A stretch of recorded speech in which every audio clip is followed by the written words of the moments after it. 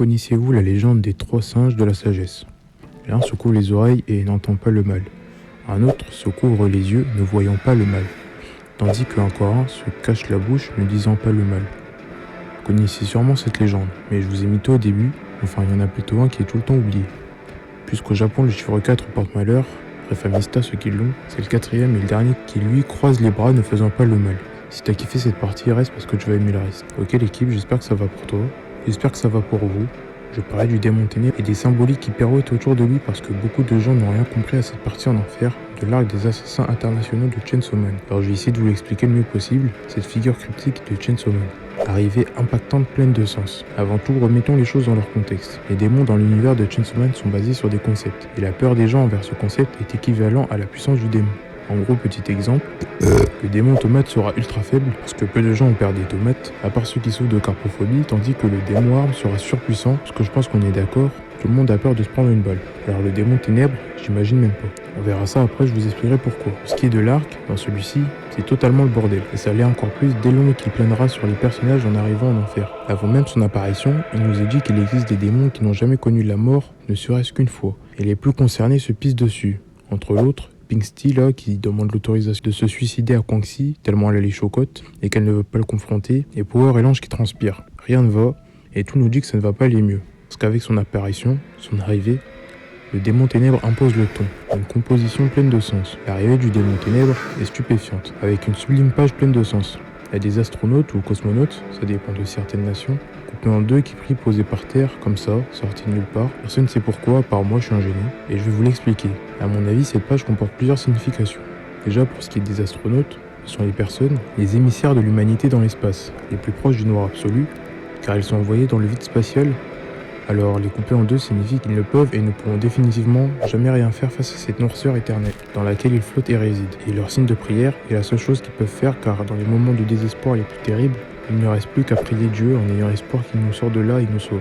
Enfin, c'est juste une interprétation. Tout comme l'autre meilleure page de cet arc confirmant la signification du démon ténèbres, et je le rappelle, et la peur du noir, mais pas que vous verrez. Sur cette seconde page, on voit encore plus le talent de l'auteur. Cette page, la composition est absolument aussi bien que l'autre. Les bras qui s'envolent, en plus de former le prénom Makima, enfin c'est une supposition, représente le fait de perdre le second sens qui nous est le plus utile dans le noir, le toucher.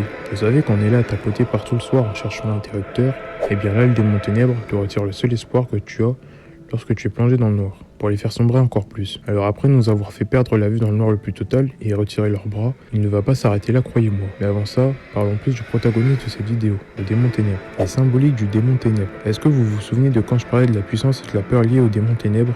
Comme je l'ai déjà dit, cette peur, qui est la peur du noir, une épouvante irrationnelle qui est incompréhensible, après tout dans le noir il n'y a rien, c'est vide et sombre, du coup pourquoi on aurait peur de ce qu'on ne voit pas, de ce qui nous est inconnu? Enfin peut-être qu'elle est rationnelle. L'humain a toujours eu peur de ce qu'il ne connaissait pas, que l'inconnu ça fait peur tout simplement. Mais bref, celle-ci est instinctive et est présente chez les humains et même chez plusieurs êtres vivants depuis la nuit des temps. Vous savez, lorsqu'on était petit et qu'on avait peur des formes ou de ce qui pouvait se cacher dans le placard ou encore sous le lit. Même dans les dessins animés ou dans les jeux vidéo à la The Last of Us 2. Et je vous parle même pas de l'époque du Moyen-Âge, là où le clergé et la religion étaient très présentes. On voit que Fujimoto a bien fait ses devoirs. À ce temps-là d'ailleurs, il pensait que les démons apparaissaient plus souvent la nuit, provenaient aussi de cette noirceur et couleur obscure. Et le soir, il était conseillé de ne pas sortir pour plus de sécurité, afin d'éviter de se faire contaminer par le mal ou au pire mourir. Vous voyez que cette peur est vraiment incrustée en nous depuis longtemps, depuis super longtemps, ce qui est normal car elle est liée à un de nos sens le plus utilisé qui est la vue. Et pour le second le plus usé dans le noir, le sens du toucher. Et ça j'en ai déjà parlé. Désormais concentrons-nous plus sur son apparence. Maintenant pourquoi il a un crâne de bovin au sommet de sa tête? Vers l'est de l'Europe, en Asie et plus précisément dans les religions les plus présentes là-bas, c'est-à-dire le bouddhisme et l'hindouisme, et je vais me pencher plus sur le second, il est interdit de faire du mal aux vaches. Là nous vient du surnom donné par les habitants à cet animal qui est la vache sacrée. C'est un être divin associé à certaines divinités telles que Shiva, Indra et Krishna, mère de tous, considérée comme la mère des humains et êtres vivants. Elle symbolise la fertilité, comme dans bon nombre d'autres mythologies, avec Audumla de la mythologie nordique, en quelque sorte mère de Ymir, le premier être vivant et géant, puisqu'elle l'a nourri de son lait et était sa nourricière. Comme quoi, jouer à God of War 4, ça sert. Elle prend du sens aussi au niveau de l'abondance de nourriture, et à ce titre, est perçue comme un porte-bonheur pour les récoltes dans plusieurs pays du monde. Enfin, tout ça pour dire que cet animal sacré, il ne faut y toucher sous aucun prétexte. Et le représenter sous forme d'os, un crâne littéralement, donc de mort, est un sacrilège ultime dans ces religions et pays au Japon, tout comme dans le territoire de Sukuna d'ailleurs. Et dites-moi en commentaire si ça vous intéresserait une analyse sur Sukuna. Enfin passons.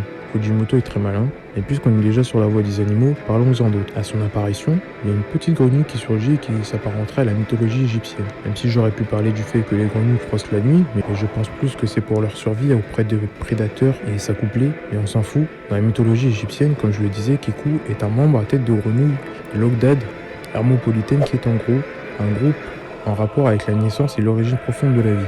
Il fait partie d'un couple qui se rapporte aux ténèbres profondes, d'où le lien avec le démon ténèbres. Et pour ceux qui se demandaient, sur son bide à la grenouille, c'est juste un croissement.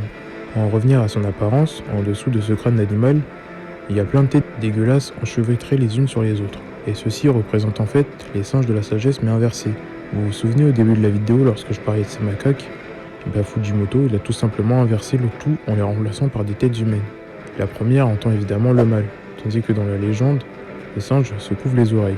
Si on regarde plus précisément sa tête, on voit que les seules choses valides sur son visage sont ses oreilles. Celle qui suit, la deuxième, lui avec ses gros yeux écarquillés et exorbités, voit le mal au lieu de ne pas le voir. La troisième, celui-ci, au lieu de ne pas dire le mal, fait tout le contraire, et comme seule chose valide, sa bouche grande ouverte. Enfin la dernière, qui est le socle de tout ce mal présent dans cet arc, est celle qui, normalement, au lieu de ne pas faire le mal, le fait, le pratique en plus d'être la base de tout mouvement de celui-ci. Et en parlant de mal, les cloches et le bruit de celles-ci, je ne vais pas trop parler des cloches de l'église et du lien avec la religion et le christianisme, Fujimoto nous l'évoque déjà assez bien, tandis que le son des cloches est les cloches en elles-mêmes. Si on se focus sur le Japon, ça a normalement un rapport d'après mes recherches et animé regardé avec des clochettes iwashu, qui sont placées le plus souvent au bord des temples, en tant qu'élément décoratif, mais aussi surtout afin d'éloigner et repousser les mauvais esprits et réaliser des vœux, qui servent aussi à détendre et sont affiliés au Feng Shui, qui est d'origine, devinez quoi, chinoise, bien sûr, et vous allez voir que c'est un rapport avec la Chine tout ça. Mais si on se refocus sur le Feng Shui, c'est d'après Wikipédia, un art millénaire permettant de favoriser le bien-être. Alors le mettre à la manche d'une arme serait utilisé totalement au contraire de cette vision pour impacter la violence de ce démon. Fujimoto a usé de cette croyance pour la dénaturer de la meilleure des façons dans cet arc et nous faire encore rentrer plus dans l'horreur du moment. D'où le rapport mais inversé avec le mal dont je parlais avant. Ou soit c'est juste stylistique et je fais de la surinterprétation. En fait, le démon ténèbres est vraiment incompréhensible. Il est hors de notre compréhension, tout comme pour les personnages en fait. Et on le voit bien avec ses mots et sa langue qui sont incompréhensibles. Tellement il est au-dessus de nous au niveau de la compréhension tissée par les lois de l'univers de Chainsaw Man. Ça m'a fait penser à l'accélérateur, pour ceux qui ont la ref, mais aussi quand il vise les gens et les bute d'un coup comme ça et qu'il one-shotera quasi tout le monde. À part bien sûr les démons tronçonneuses, qui est le seul qui a réussi à l'atteindre, enfin plutôt le démon homme tronçonneuse, qui est spécial et qui est le démon parmi les démons et qui fait peur à ses pairs. Ou quand il fait encore apparaître le démon pierre et l'étranglera comme son petit du 9-3. Et même rien qu'avec son geste de montrer du doigt, qui était d'ailleurs mal vu par le passé, étant donné qu'il était vu comme un sort de malédiction chez les sorciers pendant une certaine chasse. En plus de tout ça, rien que par la mise en scène de Tatsuki qui nous montre que ce démon est bien au-delà et supérieur à tout, même à son propre univers puisqu'il est littéralement en dehors des limites des cases de celui-ci. En fait, il brise les codes de la diégèse, même de son propre manga, comme si c'était véritablement une entité supérieure à l'œuvre de l'auteur, lorsqu'il remplace les lignes et espaces entre les cases par des bras. Parce que pour manga, les limites de leur monde sont les cases, qui représentent dans un manga son univers. Et toute cette incompréhension totalement illogique, ça m'a fait penser à une figure assez Lovecraftienne en fait, de Howard Philip Lovecraft, avec Toulouse et tout, qui lui aussi faisait et concevait des êtres vraiment indescriptibles. Avec Toulouse qui, rien que par sa vue, les gens s'immisçaient dans une pure folie au marasme, et même des objets, enfin pas vraiment, comme avec l'histoire de la couleur tombée du ciel. C'est tellement connu, dites-vous, qu'ils en font même une référence dans un épisode des As de la Jungle. Père dessin animé, allez voir sur France 4, c'est très cool. Enfin bref, après avoir vu tout ça, on pourrait se dire que ça suffit. Il y a un dernier message selon moi que l'auteur veut nous transmettre. Le message caché derrière le démon ténèbres. Bon, après tout ça, Power est ultra traumatisé, et même si j'adore Power, on s'en bat les flambis.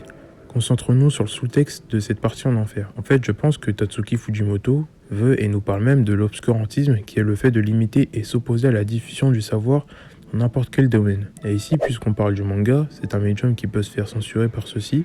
En simple, il nous parle de censure faite sur des œuvres. Et vous vous souvenez quand je parlais du Feng Shui? Le Feng Shui, c'est d'origine chinoise. Et c'est une transition toute faite pour parler de la Chine, qui est un pays étant très connu pour censurer beaucoup de choses, où la diffusion de certains médias et donc de médiums sont interdits de diffusion, avec leur accès limité à Internet pour les Chinois, etc.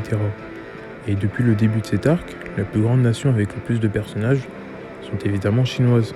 Kongxi et toute sa troupe, et en plus de ça, Elles sont lesbiennes comme si Fujimoto voulait mettre un petit coup de coude, un petit message à faire passer à la Chine. Et en parlant de lesbiennes, on pourrait même dire, si on va plus loin, qu'il veut opposer l'obscurantisme et son contraire total qui est le progressisme, qui veut dire d'un côté opposer la censure et d'un autre la réforme de certaines normes établies et l'adoption ou l'adaptation à celles-ci. Et c'est vraiment malin et paradoxal de le faire avec une chinoise lesbienne. Mais pour en revenir à la censure, le fait que Chainsaw Man ait été inspiré par Massacre à la tronçonneuse, un film qui a été censuré dans beaucoup de pays quand même, est encore plus pertinent et corrobore peut-être encore plus mes mots que Fujimoto, qui s'est inspiré d'une œuvre, d'un produit du cinéma américain, fait vraiment s'entrechoquer ces deux notions. En plus, lui qui est un grand fan de cinéma, n'oubliez pas qu'il nous fait une référence à Sharknado, nous parle aussi de films derrière tout ça et de genre de films, etc. Mais j'en parlerai peut-être plus dans une autre vidéo. Avec l'obscurantisme d'un côté et le progressisme que Chainsaw Man représente d'une certaine façon. Enfin bref, tout ce blablatage pour dire que Fujimoto est beaucoup trop fort et que nous sommes indignes de son talent.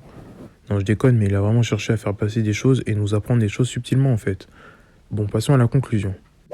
Cet arc m'a fait penser à l'éclipse de Berserk ou l'arc de Shibuya de Jujutsu Kaisen, même si c'est différent. Parce que Fujimoto, avec Chainsaw Man, nous parle de plein de messages, tels que de la religion, de manière de voir les choses, de cinéma en fond et plein d'autres trucs encore. Et c'est incroyable. Sur ce, j'espère que la vidéo t'a plu. Pense à lâcher un pouce bleu et dis-moi ce que tu penses de tout ça en commentaire, peu que je surinterprète un peu trop. Mais ça aide au référencement et j'y réponds. Ainsi que d'aller jeter un coup d'œil à la description pour qu'on se retrouve sur les réseaux sociaux ou autres. T'as le manga en description si tu veux. Il y a aussi mon Tipeee et Patreon pour me soutenir si vous le voulez. N'hésitez surtout pas à vous abonner et activer la cloche pour ne pas rater les prochaines vidéos. Et pour les vrais, je vous pose la question secrète, à quel chapitre le démon ténèbres apparaît? Enfin sur ce, suivez votre passion.